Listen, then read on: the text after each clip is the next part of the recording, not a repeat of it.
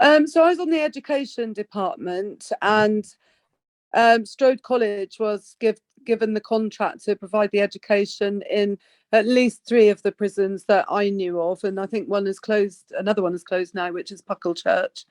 But yeah, there were three or four prisons, and economies of scale means that it's easier for the Home Office to award the contract to a college that can do more than one prison.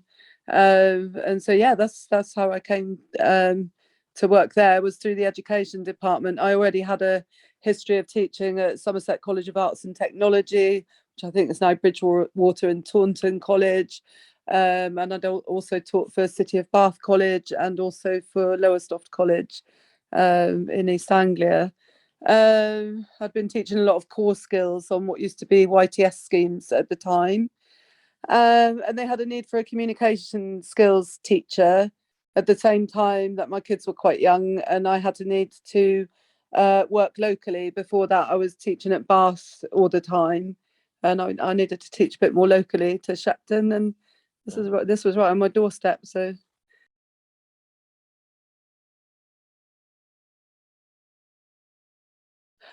communication skills, that was my thing. So we knew from a survey that had been done nationally that probably certainly more than 50% of inmates were known to have problems with dyslexia. And most of them have left school early, probably owing to the lack of diagnosis of dyslexia during their formative education.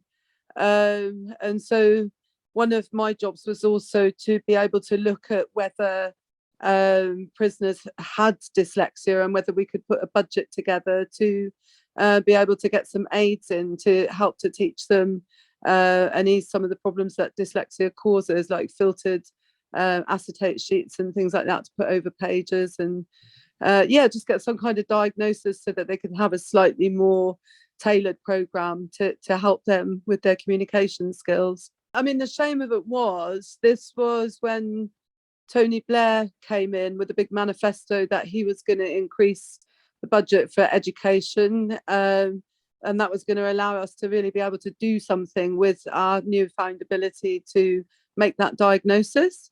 But in fact, after Tony Blair's government came in, we lost £100,000 in our budget for education at the prison.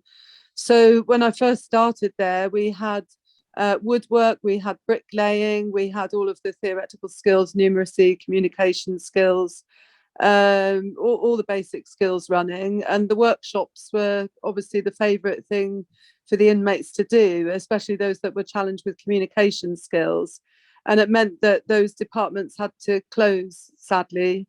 And then we were just confined to a budget that really just allowed us to operate the more theoretical components of the curriculum. I mean, we were lucky in that we'd already been funded to get a small closed network of computers in my classroom, in fact, in two classrooms at the time, which meant that although they were definitely not internet based for all the security reasons, at least we had a way of bringing other resources into the prison that might show some of the more practical aspects of what people could learn, but only in a theoretical context.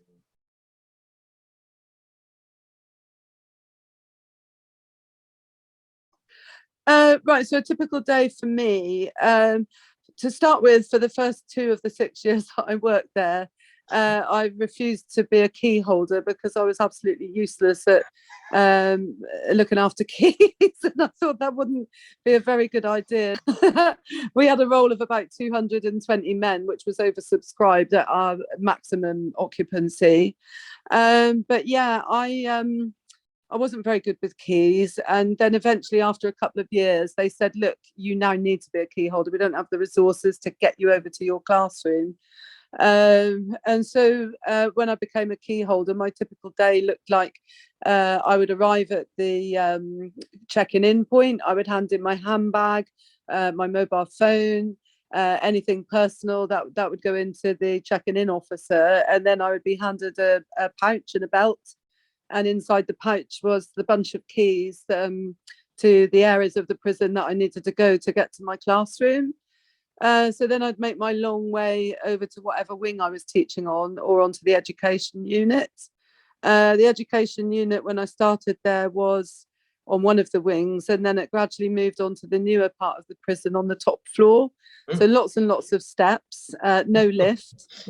Yeah, I'd make my way to the classroom, and the prisoners would be brought over by the prison officers, and you'd have 12 usually on your roll, always a full class, which was always one of my little jokes with the inmates. So they'd roll up and I'd say, "Oh, full roll again," because I got absolutely no choice. So yeah, usually a bit of banter. I kind of learnt a few jokes that I thought would really make them giggle. And one of them, if they were quite grouchy in the morning, if the heating had gone off, which it did do quite frequently, you can imagine how cold that was on the wing. One of my jokes was, "Oh, did you get out of bed the wrong side?" And then I'd say, "Oh no, you can't, can you?" Because of course it's a bit cruel really, but no, I really had a good laugh with the inmates. So I would then do the rounds. I had a little room, an ante room, which had all of my equipment in, overhead projector, a trolley. The trolleys had a shadow board on to make sure that you counted things in and out. So when you looked in your tray in the top of the trolley, for example, there might be a circle, which is where all the ashtrays went, because of course prisoners could smoke in the classroom, and so could I if I wanted to. And so they might have a circle with a number 6 in, and that meant that I would have to count out and count in 6 ashtrays. And so there would also be a pencil block. Pencils were a very sought after commodity, and things that they might exchange on the wing, because they like to write, when they get this newfound skill, or if they come in with that skill, they really like to write. There's nothing else to do in their cells. So yeah, pencils were a thing. Biros could have constituted a danger. So part of my training in self-defense in the prison was about the tools that they would make to be a threat to prison officers or to other prisoners. And one of them would be the outside of a big pen with a couple of blades, razor blades, sort of melted into them. Because if you stab somebody with a double razor blade, you're going to actually lift a bit of skin out, and that makes it much more full of scar tissue than if it was a single cut. So yeah, we were taught on induction how to spot things that were missing and understand what they might be used for. So yeah, counting things out and putting them on the desks that the inmates had would be the first job. And then obviously jolly well making sure that they came back in again later. Then registration. We had a roll-on, roll-off program where I think it was a 6-week rolling program. So I'd do 6 weeks with the same bunch of inmates, unless they'd got a transfer to another prison or they'd got out on release. And then we would swap them around. So they'd maybe have another subject at that period with another tutor for 6 weeks. So this roll-on, roll-off program was a really good way of having very sort of short-term targets for the inmates, whilst they also don't get bored, because of course this was a tail end of life prison when I taught there. So I was there from 1995 to 2001, I think. And the tail end of life meant that they were really quite well behaved, because they were motivated to be released. That meant that any bad behaviour might jeopardise their release, especially if they wanted early release. So they were quite well behaved, most of our prisoners. So yeah, then a couple of hours, say 9 until 11, would be the taught time, and then we'd have a break. And they'd all spill out into the corridors of the education wing, again, where they could smoke. Not that they needed to do that en masse, because they could smoke in the classroom as well at the time, which all probably sounds ridiculous to you, but that, that was not long before that you could sort of smoke on a maternity wing. Yeah, I know. To remember times changed. When I had my first child. Yeah, things have really, really changed. So yeah, we'd then have a break, and then we'd have a second session, and then they would be taken back onto the wing again. So my day would be the same as that for quite some time, and then maybe I would move on to a different wing, to run my course on a different wing where there was restricted access and where the inmates were not allowed onto the education wing. But it would be the same kind of timetable. So we had a drugs-free wing, which was a bit of a joke because at the end of it was about the only place where a prisoner could possibly get a line out into the street to fish some drugs up into the wing. So they kind of had this trick where they would pass all of the drugs tests by being a really good boy for so long, get on the drug swing, and then they would be the courier to bring the drugs in again before they got put back on the main wing again. And in fact, the first year I worked there, I think this was published in the national papers, we had a 98%, excusing the language, positive piss test, as we called it. And that is to say, on a roll of 210 men, I think it was that year, that 98% had got some form of illegal drug in their system. I mean, we had one guy, he managed to get hold of some ketamine. He actually passed out in my little ante room. He said he wanted some water, and you always have to be suspicious when they're going off into a little room, off your outside of your site or whatever. So yeah, he had the glass of water and then practically keeled over, and off he went, and he didn't wake up for 3 days. So I got talking to the other prisoners about that and asked how he was, and they said, oh, they often do that when they're quite near to being released.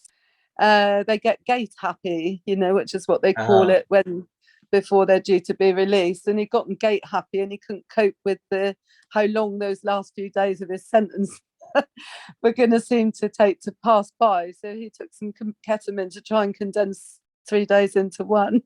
You had to keep your eye out for any sort of adverse reactions to anything that you knew that they might get their hands on. And we had a bell system, a fixed bell, where we could go and hit that bell if we thought anybody was in trouble. And then it'd be like the Keystone Cops, the prison officers, who could hear them racing up the corridor. A bell's not very granular. It's either an emergency or it's not. I can't tell you whether somebody's passed out because of ketamine or whether there's a riot on there. So, the prison officers always would come over with great gusto and in numbers as well. And yeah, if there was any emergency, then they would, get frog marched back to, wherever, either signposted to a hospital or back to their cells. Yeah. So yeah, that was a typical day, but in different parts of the prison. Sometimes, like I said, the old part, and sometimes the new part. Sometimes in the gym, depending on the topics that I was sort of rolling into the communication skill program.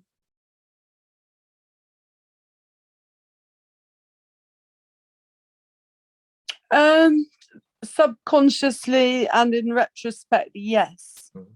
But I had a really big need to earn, and I was a single parent, and childcare was costing a fortune at the time when I was also teaching at Bath. So, I was well motivated to be able to keep a little bit more of my salary and not spend quite so much of it on childcare at the time. And I just had to put that to one side. But I did know that at the end of a session, I would be very, very adrenalized. So I think subconsciously, yes, you don't really play it out until you leave. So I remember after 6 years, when there was a lot of talk about the prison becoming exclusively a prison for paedophiles, that was not going to sit very comfortably with me and my role as a mother. And so I really fretted about leaving, because it's easily one of the best and most rewarding jobs that I'd done, and I knew I wouldn't find another job with that same level of reward. But I also knew that I was burnt out. I was absolutely frazzled, And that was that. I was remember talking to friends about it at the time, saying you probably get what you call stage fright, and you probably have the same issue coming down after it, because when you're on education with a group of men, as I say, 12 was the usual role. It's very much like being on stage, but at the same time, you're also the bouncer. So you're the performer as well as the bouncer. And then you've also got targets to meet. And I had quite a cross-curricular role there. So I was subject to 3 audits. So one audit would be Strode College, because that was my employer who paid me. One would be the Home Office, because that's who runs the prisons, and I had to conform to all of their standards. And then in addition to that, there was the Board of Visitors.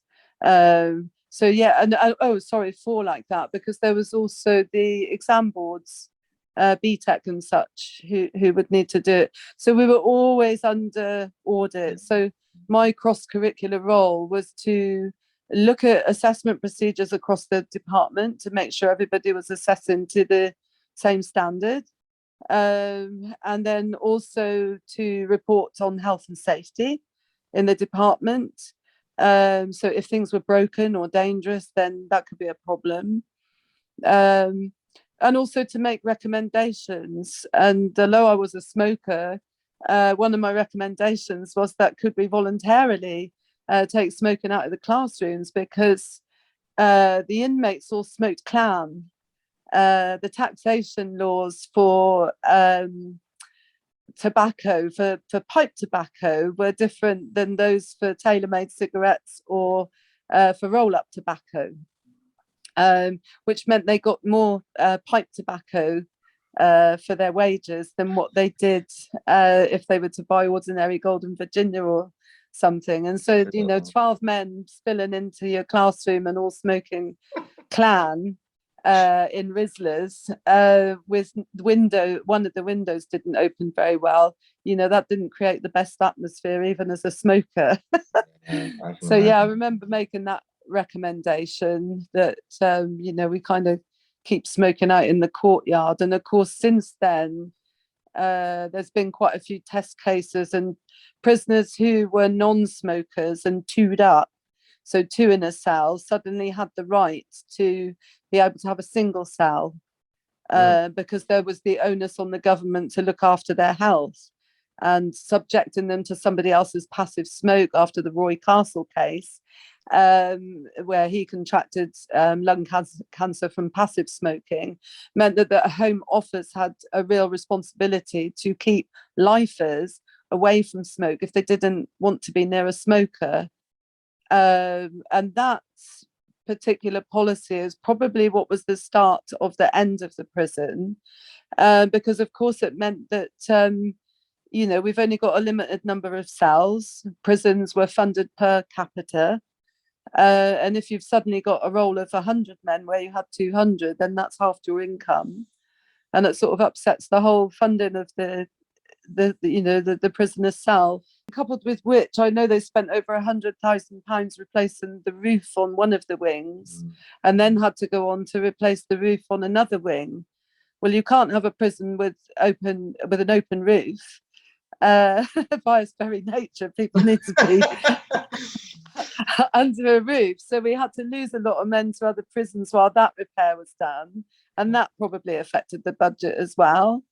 So yeah, things were starting to get quite challenging financially for Shepton Prison, partly owing to the smoking policy and its impact on the role at the prison.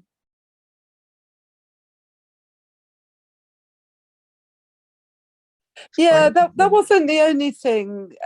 We only got to hear bits and pieces, mostly on the grapevine, but mostly internally. So you could say it was pretty reliable. But the other thing was that where we joined Europe and the European Human Rights Act came in, didn't always apply to prisoners, but suddenly it did apply to prisoners.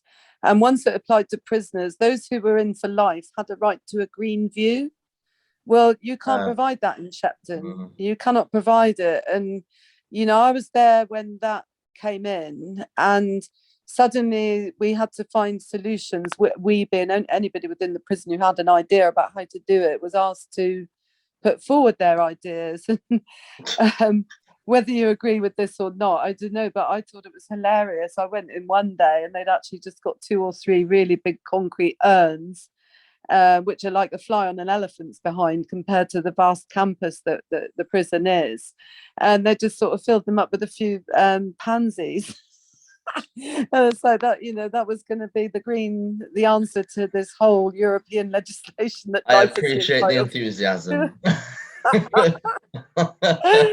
I mean, that's probably all they deserve. Don't get me wrong. We had, Brilliant. when people are tail end of life, Mm. you only get a mandatory life sentence, or you did then, for one of 3 reasons, and that was murder, arson, or rape. So they were serious criminals.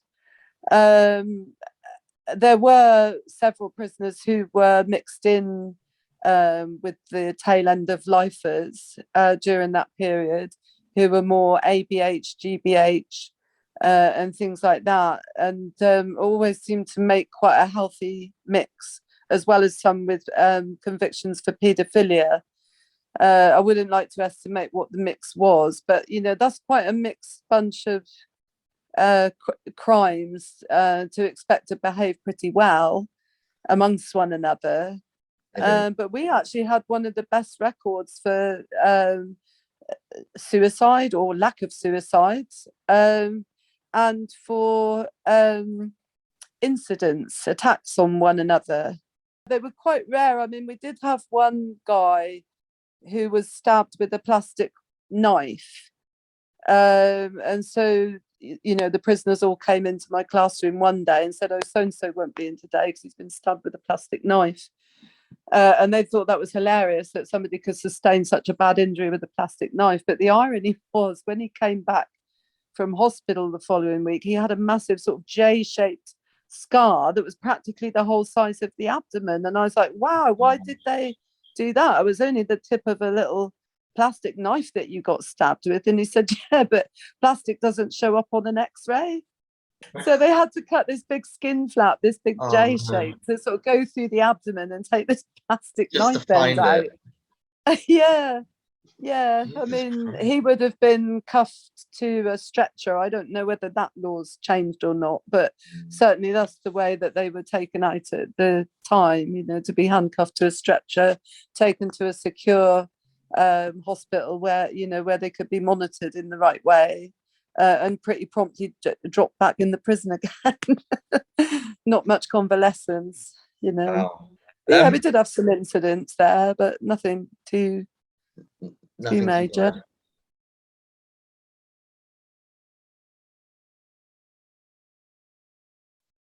Well, there's definitely a Mackay and a Barraclough in every prison. Not the And first if time I've you've heard watched, that. yeah, no, there definitely is. I must have worked with about 20 or 30 officers in my time, and you'd always say he's a Mackay and he's a Barraclough. You could easily get duped by prisoners into, doing being complicit unwillingly in things that they wanted to do to improve their life in prison. But mostly, I would say the prisoners had a pretty good relationship. But again, I think that was quite unique to Shepton because the majority were tail end of life. So they had to behave, and that made a culture of relatively calm prisoners. I think, there was violence amongst prisoners occasionally. I think it was quite rare in the 6 months that I was there. There was violence amongst the prisoners. Obviously, there was a distaste towards the nonces, as they would call the people who were into paedophilia.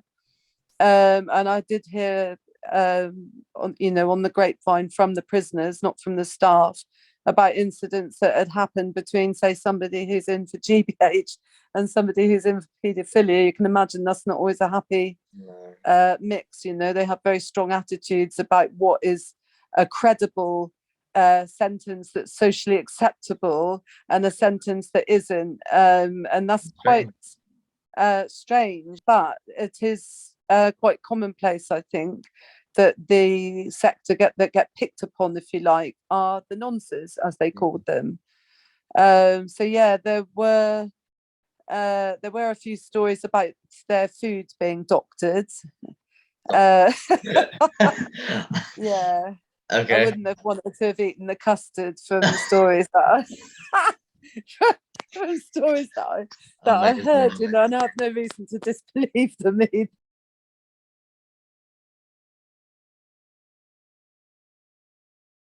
Yeah, we had a lot of segregation for that category of prisoner. We also had isolation for some of the violent, the more ABH, GBH type prisoners who would have done some of the beating up, maybe in certain fracas situations. As a policy, that was a difficult one for me to believe in, because I would then meet the prisoner again after they'd done their isolation.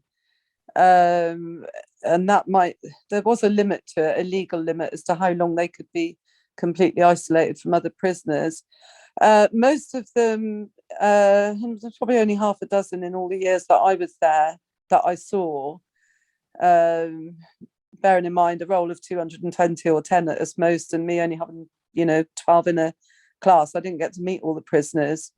But of those that I had talked to who had been in isolation, they all said that this has made me even stronger.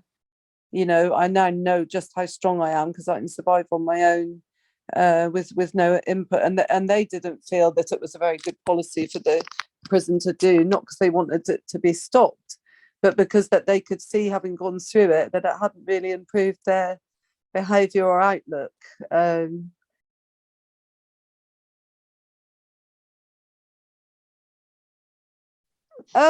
I can honestly say, hand on heart, no. However, I only had access to certain parts, Of course. because you only get the keys to the areas of the prison on a need to go basis. Yeah. They're not going to give you the keys to the whole prison, and you're certainly not going to wander around.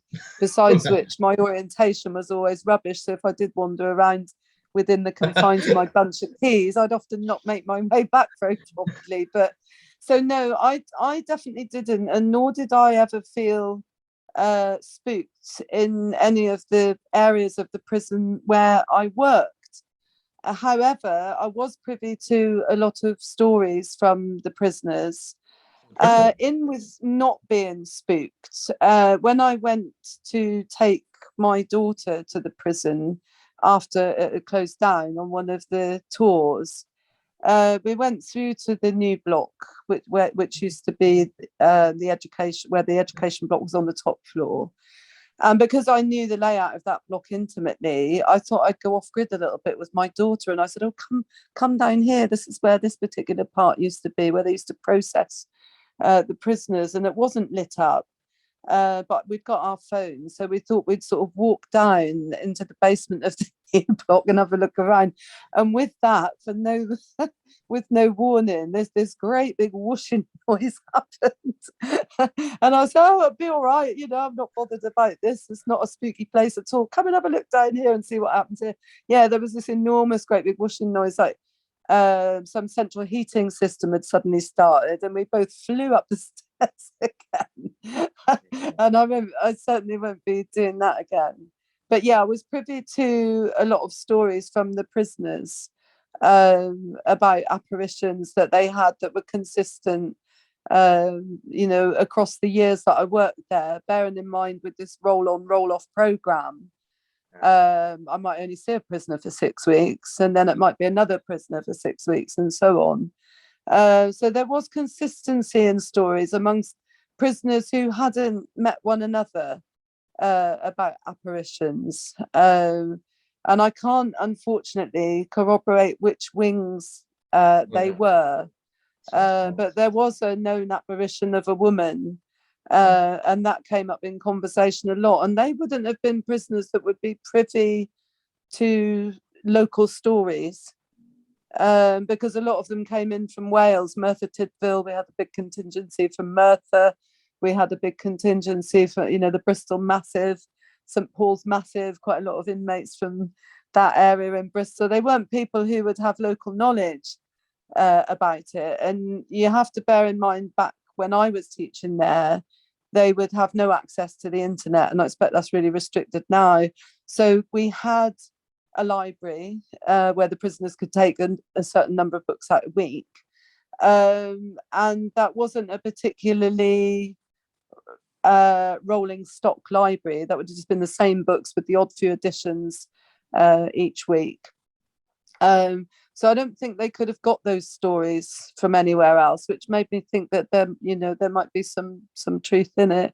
And also for the careers that some of the prisoners had, to see some as spooked as they were, also made me believe that they certainly believed that they had seen a ghost.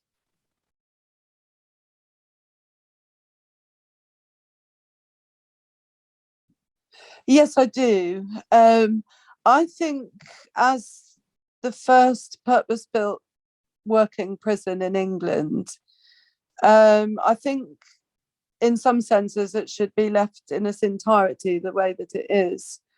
When I did the guided prison tour, even having worked there for 6 years, I probably knew about 1% of the information that I learned on the guided tour.